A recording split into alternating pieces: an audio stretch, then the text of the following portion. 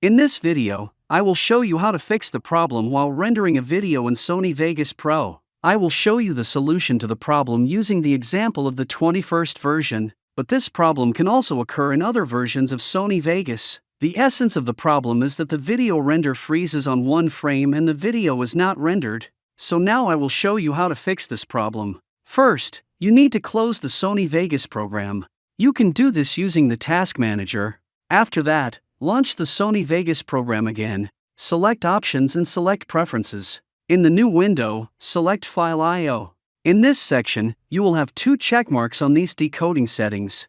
To fix the video rendering issue in Sony Vegas, you need to uncheck these two checkboxes from these two decoding settings. After that, click Apply and OK. Close the Sony Vegas program.